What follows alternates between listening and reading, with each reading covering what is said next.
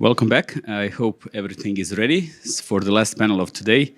The panel is about the future of cycling, and our panel today, the last panel of the session, will be a little bit more interactive. We will do it like a talk show, so I will invite our dear panelists to join me here on the stage. And in the background, there will be a presentation running with some futuristic ideas about the cycling infrastructure and things that can maybe be available for improvements in the future. So first of all, I would like to invite our dear State Secretary from the Ministry of Transport, Mr. Sándor Gábor. Thank you for coming anywhere you want, please. And then I invite our dear colleague Aleksander Buczynski from ECF, the policy officer in charge for the infrastructure. And then our dear Professor Florin Nemtanu from the Polytechnic of Bucharest, Faculty of Transport.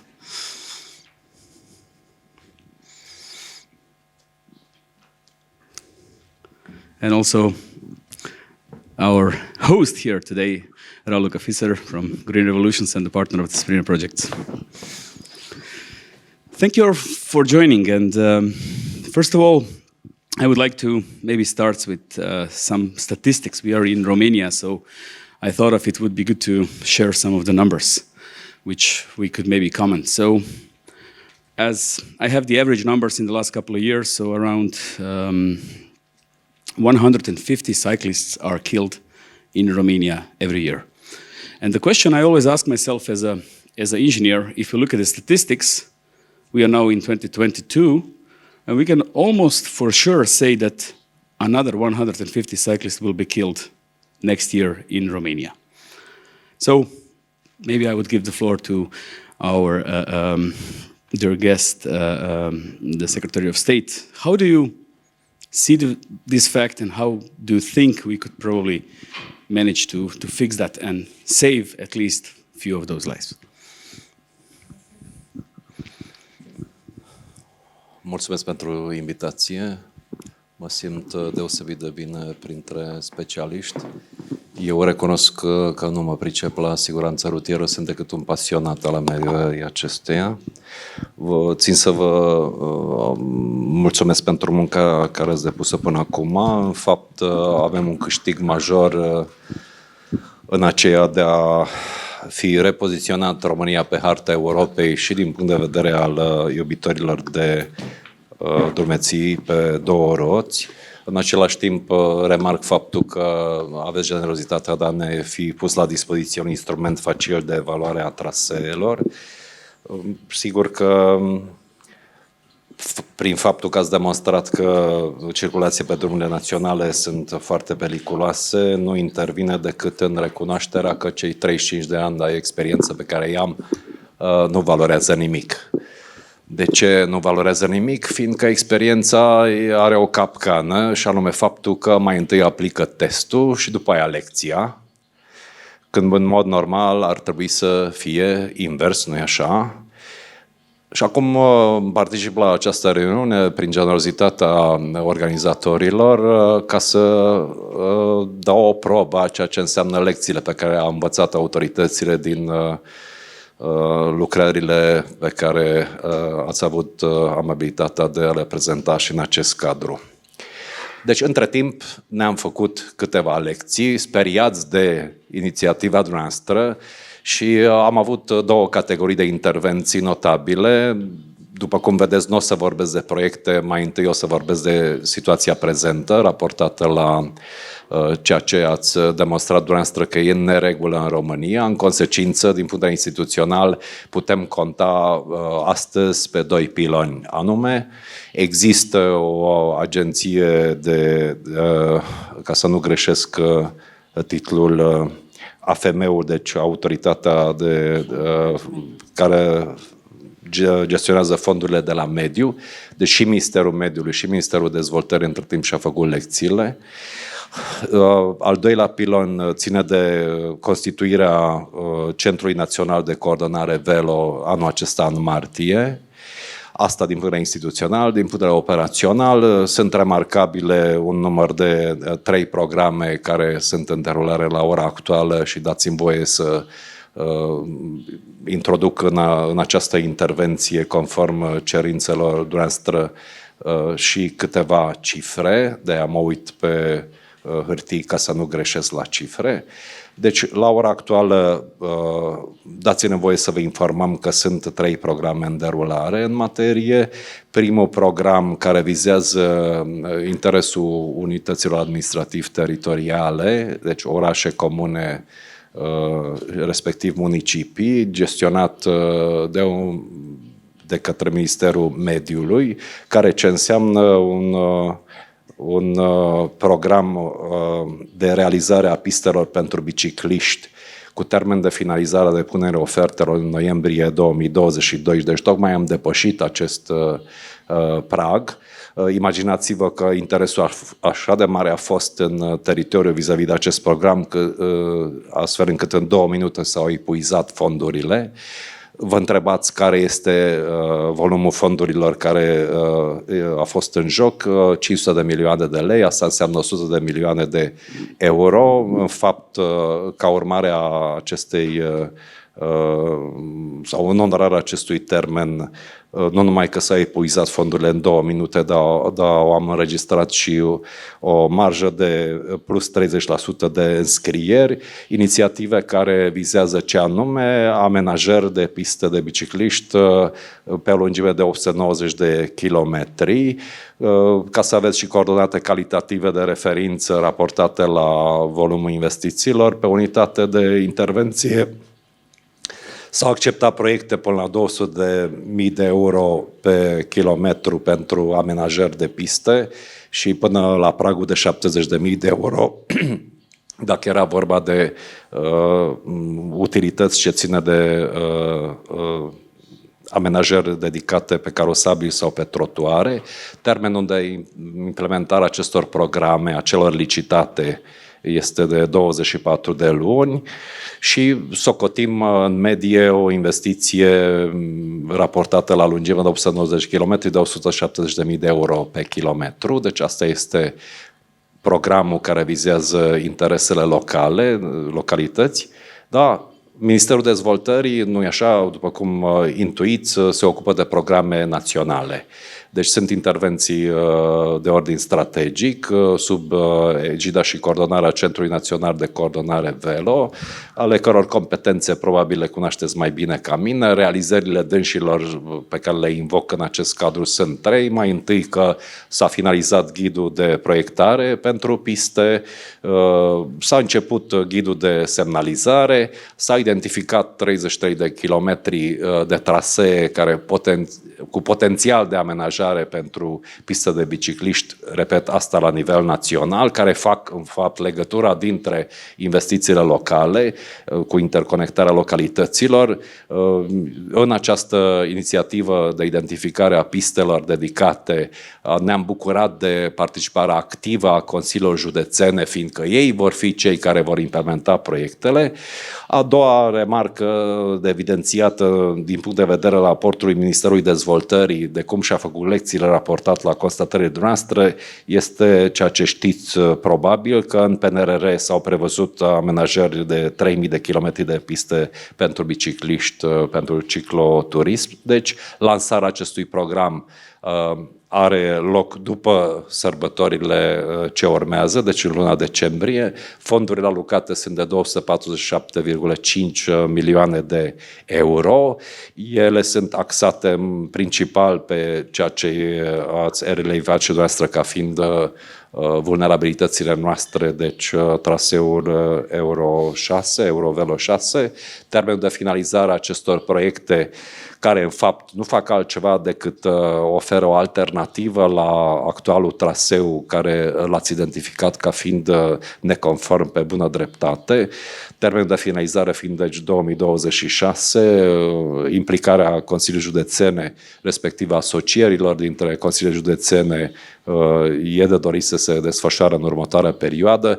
Momentan sunt semne bune, nu numai vis-a-vis de interes, Adică va fi cumva și o întrecere. Dacă la fondul de mediu a epuizat fondurile în 2 minute, am certitudinea că și la această inițiativă finanțată din PNRR, care cumva din punct de vedere material este mai sărăcăcios, raportându-se la un cost mediu de investiții de 82,5.000 de euro, deci 82.500 de euro per kilometru, deci cam asta este volumul investițiilor acceptate ca fiind eligibile. Și al treia remarcă, tot ca o excelență a Ministerului Dezvoltării, de cum și-a făcut lecțiile, la ora actuală se află în execuție, tot din fonduri alocate din PNRR, în sumă de 185 de milioane, suplimentate ulterior cu 54, deci în total 240 ca ordin de mărime milioane de euro, care sunt în execuție, proiecte în execuție, care ce înseamnă, ce vizează, ce angajamente cuprind, amenajarea unor piste având lungimea totală de 1091 de kilometri, repet, astea sunt în execuție. Deci, în mod evident, am înțeles mesajul noastră, în consecință, vă rog, aveți certitudinea că autoritățile conștientizează aceste chestiuni și dacă ceea ce în fapt ne-a lipsit până acum a fost curajul. Iată că cele două ministere, atât mediu cât și dezvoltare, au abordat cu curaj, zic eu, această inițiativă.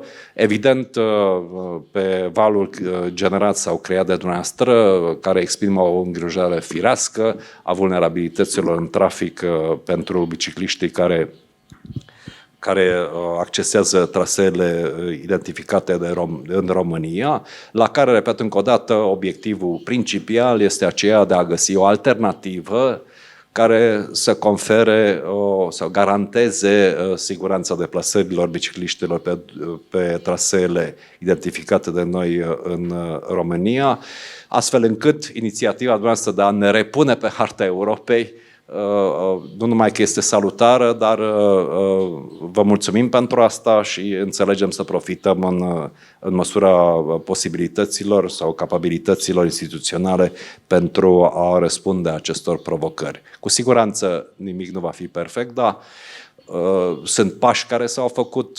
Natural că avem și o cultură atitudinală sau comportamentală aparte, așa cum ați relefat probabil și dumneavoastră din studiile pe care le-ați făcut, însă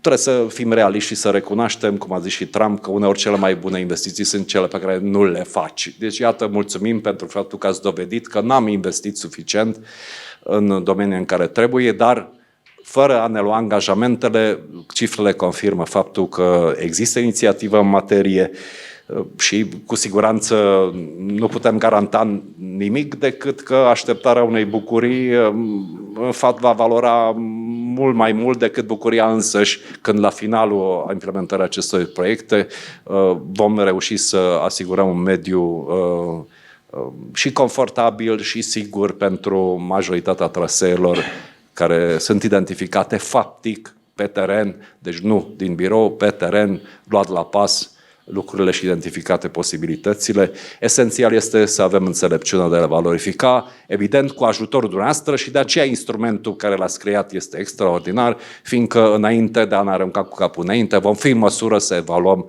care sunt perspectivele fezabile și corecte pentru a cizela, pentru a perfecta proiectele care sunt în desfășurare. Pentru început, cred că v-am reținut. Întotdeauna este un risc să fiu invitat la conferință, că întotdeauna dau peste cap programul. Da, îmi cer scuze pentru asta, nu îmi cer scuze, că așa sunt eu. Mulțumesc că m-ați ascultat, dar o să mai intervin. Thank you. Thank you, Mr. Shandor. Definitely one of the things and one of the findings of the SABRINA project was kind of related to the parts of what you were speaking, and that's the jurisdiction. So what we noticed usually that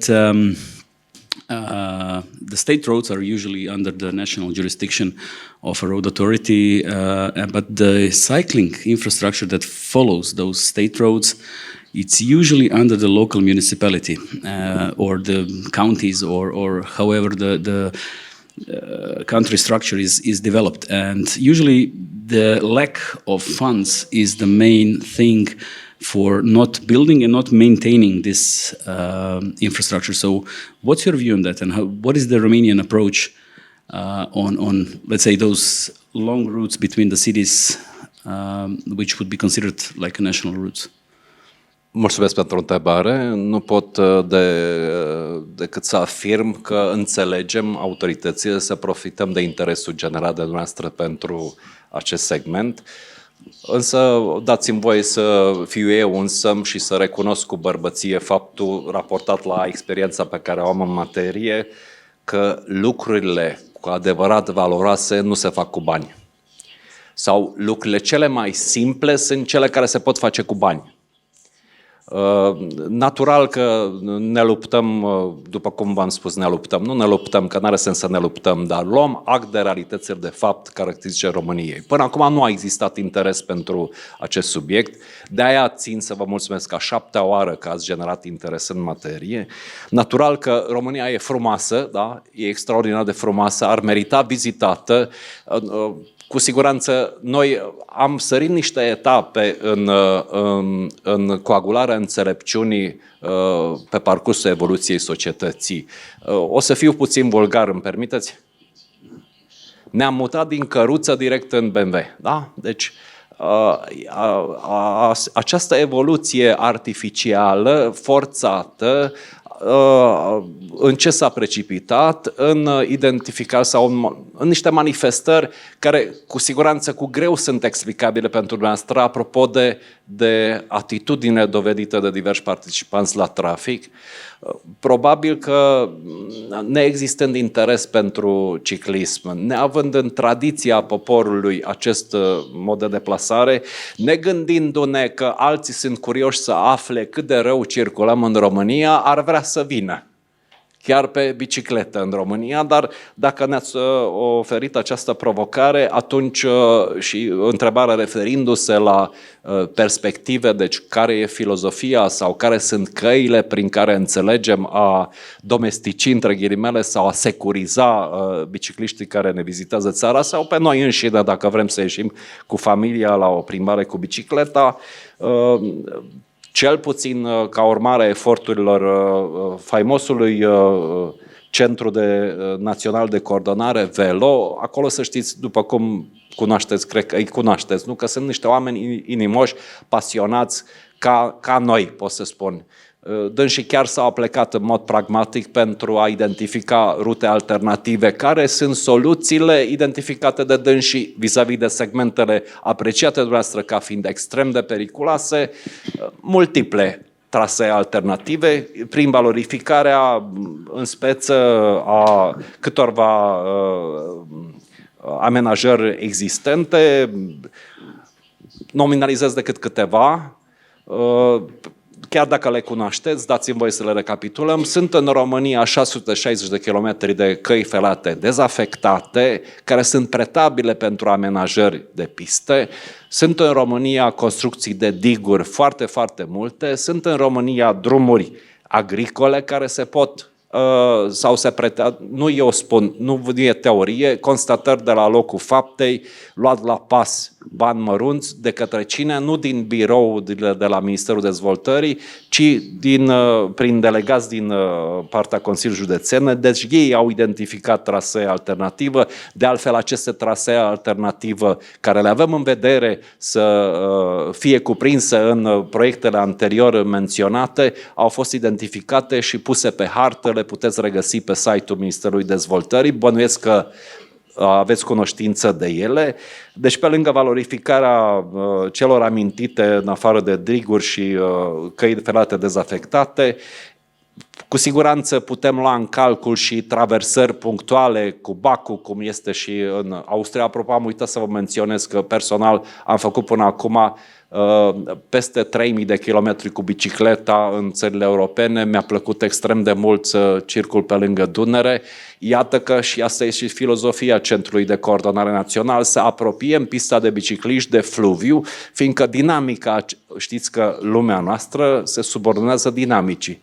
în consecință, dacă biciclist fiind circul pe lângă fluviu, am simțit sentimentul acesta că îți dă un avânt în plus, generează și curiozități, sunt amprente emoționale deosebite cu care am rămas după acele excursii și, natural, am văzut și eu că se pot valorifica și drumurile forestiere, de asemenea, care se au în vedere, sau știți că în România s-a început oarecum construcția de autostrăzi, într-un ritm mai mult sau mai puțin corect sau la nivelul dorințelor fiecăruia dintre noi, dar pe lângă acele autostrăzi se fac, nu-i așa, și drumuri de exploatare care ulterior pot fi valorificate pentru a coagula o alternativă securizată la cele trasate pe coridorul Euro 6, Eurovelo 6 sau 14, 13, da, scuzați-mă, nu mai sunt la curent.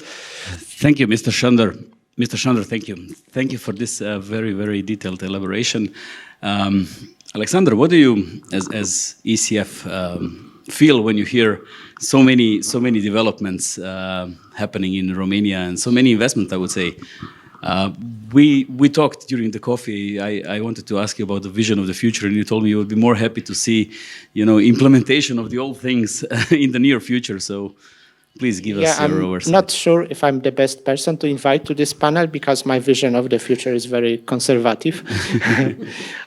What I would like to see is for everyone who would like to take a bike to school, to work, for recreation, that they can do it safely without being afraid of getting killed or wounded or in any way scared. And we have seen during the past sessions that basically there are two ways to do that. Either you cycle on roads with slow and little car traffic, or you have separated cycle infrastructure. And which solution will be applied in which place, it's dependent on the context. Generally, what we see is working best that in the city centers, when there is not so much space, you reduce and slow down the car traffic to mix cyclists with cars in a safe manner. The thing that is very fashionable now is circulation plans. So you have some plan for the city center, so cars can still access the center, but if they want to go from one part of the center to the other, they need to use the ring road. They cannot, there is no through traffic, there is no driving across the center. In this way, it shows very positive results. In fact, it's quite old concept. It was developed in the 70s, but now it's having its second youth. You know it as circulation plans in Netherlands or in Belgium. You know it as low traffic neighborhoods in the UK. You know it as super blocks or super IAs in Spain. And as it's something that it's worth replicating on large scale in many cities, in many towns. If we go a bit outside of the center, then we have a bit more space and we can provide those high-speed cycle highways that you're showing here on the slides from time to time, and also accommodate many different types of cyclists on the infrastructure. If we go into very little technical details, then there are still some improvements to be made. But generally, we know what we need to do for cyclists for 50 years now. It's mostly about getting there, the implementation and the declarations we've just heard before. They sound really, really promising, and I'm really hoping for having a bike tour along Danube in a few years. Thank you. Yeah. With that in mind, I really do have another question for you. With the funds that are always limited, what would, from your perspective, be the priority? Whether we should improve the cycling infrastructures in cities or the interurban, let's say, cycle tracks that connect areas of attraction or cities to itself, long distance. What, from your perspective, would be the priority? I'm not sure it's possible to give a single answer for the whole Europe.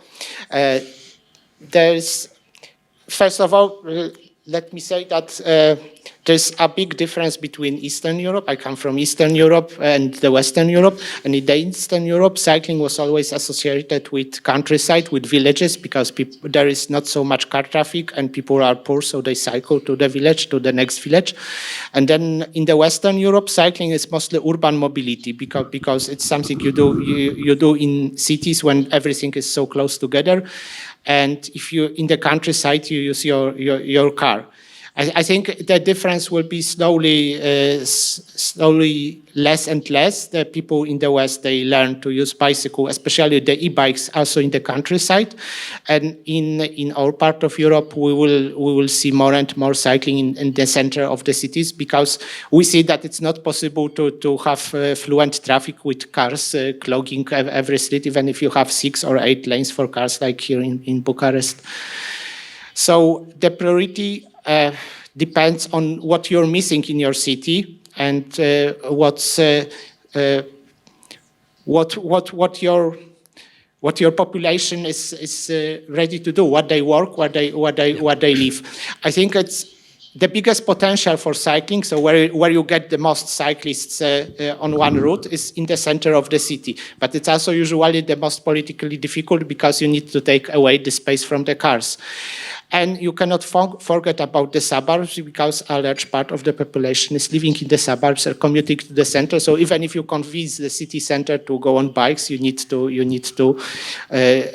will have this strong opposition from people commuting 20 kilometers from the suburbs. Yeah, which leads me to the last question I have for you. It's how do you deal with the chicken and egg problem? You know, sometimes people are saying we don't build the infrastructure because we don't have the cyclists, and the cyclists are saying we are not cycling because we don't have the infrastructure. How do we deal with that in the future? Do you have any recommendations? For me, it's not a chicken and egg problem, because for me it's very clear that it's not a good idea to have cycling before the infrastructure. You need the infrastructure. And we have seen it works. We have seen it in cities without any cycling tradition, like Sevilla in Spain, where they jumped from 0 to 7% of cycling in 4 or 5 years. And we sort of tried it doing the other way around in Warsaw, in Poland, but I wouldn't recommend it. We introduced the public bikes in the city center, and it was a big boost, but also it's created a lot of conflicts when the infrastructure was not adapted for cycling. And I wouldn't recommend that. I would recommend starting with infrastructure. Thank you so much. Okay, now a question from a little bit of a scientific point of view of the future for our colleague from the university, Florin. What do you think ITS and the emerging technologies, how can this help have more cyclists in the future? Thank you for your question. Firstly, we have to define what is ITS, Intelligent Transport System. That means application of electronics, communication, IT, things and technologies in transport. And in my opinion, we have to start to integrate all transport modes, because at the end, for instance, for urban areas, it's not a problem of cyclists. It's not a problem of cars. It's a problem of integrated transport system. We discussed during the break. The idea is to, as I said, to integrate cycling in public transport, to extend the coverage of public transport network. And also, in terms of your questions, I think we need new technologies, because at the end we have to protect users, cyclists or pedestrians or passengers, and we have to, let's say, increase their ability to manage their trips. And this is the reason to promote ITS. And one, let's say, important example of this kind of application is mobility as a service platform, because using this platform, you can put together all transport services, urban or interurban services, and also you can provide more information to cyclists about their routes, to find alternative transport modes, not only to use. I have in my mind, let's say, the solution for long trips in Netherlands. They are using 2 bikes and 1 train to cover the long distances trip. And this kind of approach, I think it's important. And also, discussing about mobility as a service, it's important to understand, let's say, a new trend, because you asked me to talk about science and fiction. And okay, and the idea is at this moment we have everybody has a digital twin. The name of this digital twin is persona. It's a new concept, and it's possible to use this persona to, as I said, to increase the ability of some people to use different transport modes. Of course, a good example could be for cycling. And also, mobility as a service has an amazing role now, because now we have, okay, a problem of the number of accidents, but we have also a huge problem of pollution, and also a huge problem of energy. At the end, we have to find the best, let's say, mobility service for everybody, having at least these 3 variables in our mind. And of course, using, I have an example of this kind of mobility as a service platform. It's WIM, it's a Finnish platform, and they started with public transport, with taxis, but now they are working to integrate also cycling and walking, because at the end, at least for urban areas, we have everyday multimodal trips. Also for cyclists, they have to walk a little bit to take their bike, and after that to use their bike. And this kind of approach, I think it's, in my mind, at this moment is the trend in the field. Thank you, thank you. Yeah, this is, let's say, a really good insight of the thinking of the transport science experts, and this is what we are always struggling with, let's say, explaining to the sometimes local government and local authorities that it is not necessarily that the people should take the whole trip by bike. It can be a multimodal trip. So you should, as you mentioned, in the Netherlands, many people are taking 1 bike from home to the station, and then taking a train or a metro, and then taking another bike that is parked on the station to their workplace or school or wherever they go. So in that sense, that's definitely something that we can take on from the Netherlands. But one of the things that I'm quite concerned of, and especially we are talking about the Danube area. If we look at the situation in the Netherlands, I was quite shocked recently in the last couple of years when I learned that more people are killed on bikes than in vehicles in the Netherlands. So that's, my opinion is that's something that might happen also in our countries, in the Danube area. I'm talking here mostly the worst performing road safety countries like Bulgaria, Romania, and Croatia, my country, sorry. But yeah, we are the worst performing in Europe. And I have a feeling that we all have a slight trend in increase of the cycling fatalities, and which corresponds to the increase of the usage of bicycles. So can we do something about that in terms of technology, maybe intelligent speed adaptations or things like that? Yeah, it could be. I have it now in my mind the solution of using autonomous vehicles instead of, let's say, traditional vehicles to protect everybody on the street.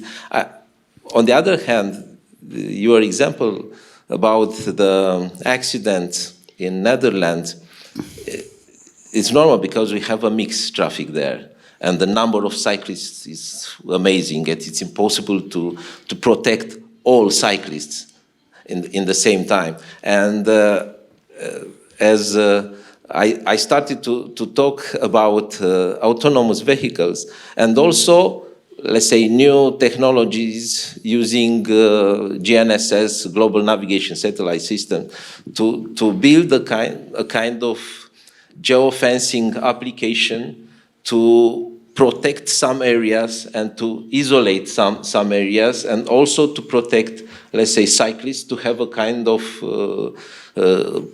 protection circle around the cyclist and the vehicle. Of course, an autonomous vehicle, an intelligent or smart vehicle, is able to receive this information about this protection areas of one cyclist and to protect automatically the cyclist, the user. Yeah. I think the problem with using this kind of relative comparison is that you miss a bit of the context, and the context is that Netherlands is one of the safest countries in Europe for all road users. So if you are pedestrian in one of the Dutch towns, you're 10 times less likely to get killed on the road than in the Eastern Europe. Mm-hmm. And this is, this means two things. That one is that the high risk of getting killed in the Netherlands means something different than high risk of getting killed in somewhere else. And other, it's one of the reasons it's so safe in the Netherlands. It's because there is so much cycle traffic. So many trips in the dense city centers is made by bicycle. So where there are a lot of interactions between different users. And the trips by cars are mostly done on the intercity distances on motorways. So you cannot replace or directly compare one with the other. Yeah, absolutely. This is correct. I even wanted to share another view on that, because we also studied similar countries in Europe that have high cycle rates, and that's Denmark in the first place. And the number of fatalities in Denmark is much lower than it is in the Netherlands, and that's quite strange. And if you look at the statistics and you think about isolating a single case, the first thing that comes to mind is the helmet usage, and we see the helmet usage is much higher in the Denmark and than the Netherlands. But again, there is no scientific support for this conclusion. So I guess there is maybe cultural differences or something that we could discuss. But in Amsterdam, nobody wears a exactly. a it's not mandatory. Yeah, but in Copenhagen, it's I think 80%, something like that. It's very high. But this moves away a little bit from our topic. Raluca, as a I would say a groundbreaking solution implemented here in Bucharest, your iVelo system and the Green Revolution idea of pushing this type of mobility to this. How would you see the future? What will happen? So generally, I always be a disruptor. Also, when I was in ECF, and Aleksander knows it, we're changing vision and the mentalities over there, and also the board and everything. We also have been a little bit disruptive in the Romanian paysage of cycling. In 2009, when we started to make our bike share system, iVelo, some of you had already the pleasure to cycle a bit around the city of Bucharest and also check it. We were the egg or the hen, the question started also with us. The idea is, of course, it's much better to have the infrastructure, but we need to have this critical mass to be really relevant for politicians to put their money where the need is, because at the end we are the voters. But going back to your question and to the panel discussion about the future of mobility, I am a bit disruptive also there. Aleksander, you know me a bit. I think learning from what we did good in the last 50 years is amazing, but we have also to look into technology, and it changes dramatically. This year's Bike Expo in Frankfurt showed very clearly the need of much bigger and wider infrastructure, because it gets much more crowdier on the cycle paths. We have the cargo bikes, and if you look about the targets, some cities, especially in Western Europe, are starting to put on transport on cargo bikes, especially the e-commerce should go on that part. I think Holland has like 28% mandatory to go in that direction. So these are big cycle cargo bikes. Then we have the speed pedelecs, the e-bikes, the e-scooters, the normal bikes. Everybody's on the same kind of narrow infrastructure, and it will be speedier and crowdier. So we have to think, I think, if we talk about in terms of future, clearly mobility as a service. I'm paying and using what I need right now, and I get the support of the city in my education and in my demand on what I need in a more sustainable way. Means also, for example, a taxation. If I go with a bike and I have a smaller carbon footprint, I should see this also in my pocket. Not only because it's cheaper to go by bike than by car, but to see it in the taxation of the city and also prioritizing this. So I think the future really shows a mix and a good collaboration between local decision taker, governmental decision taker, and also us as users, to know what we ask for and also to understand what are the options. And you show great different kind of perspectives of the future over here. I love to watch it. But also, for example, just as a food of thought, there are projects in which you have sensors in the cycle paths, which the bikes is registering. It's a Swiss company doing this, and sends the information. It's sending the information to the city, so the city can see where the cyclist is making a break, where it goes slower, where it has a lot of trepidation, and in return he can really anticipate and make the correct investment.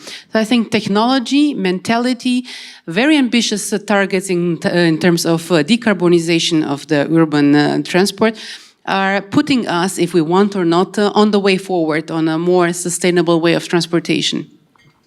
Thank you so much. Yeah, that's yeah. You opened an eye for me with the taxation thing. I think that really might be something that in the future, and what Florin was saying about the walking being a part of the mobility of a service. Yeah, we might get paid to walk in the future. That's definitely something that will happen. Okay, and I would since we are out of time, I would just kindly ask you for the closing remarks, up to 1 minute each, please. So, and I think we can start with lady first. So, Raluca, if you start, and then we'll continue. First of all, thank you for everybody which is are watching us online, but also here, because it's a long day. But as a closing remark, I would say the fact that we have full conferences, one-day conference, and 30 months of projects regarding cycling, safety, infrastructure shows us directly the direction we have to go to. And it's an important sign towards politicians, where I really am trying to open the eyes all the time, and I'm very happy that we have also a representative of the ministry from Romania over here. The future is not on 4 wheels. The future is on our 2 legs and maximum two wheels, and these wheels can be or should be or not be electrified. But if we talk about the future of cycling, we talk in fact about the future of humanity. Thank you. Okay, my last comment, it's a little bit outside of my talk, and I think it's important for future to understand exactly what is the transport system, because we are discussing now a lot about cycling infrastructure.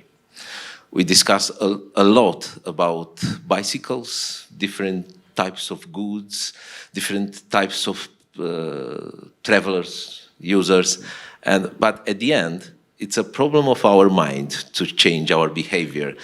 In fact, this mobility as a service is more related to our behavior than, let's say, the infrastructure or transport systems. And in my opinion, the best, let's say, solution, the first step, is to educate people at the beginning, to involve kids.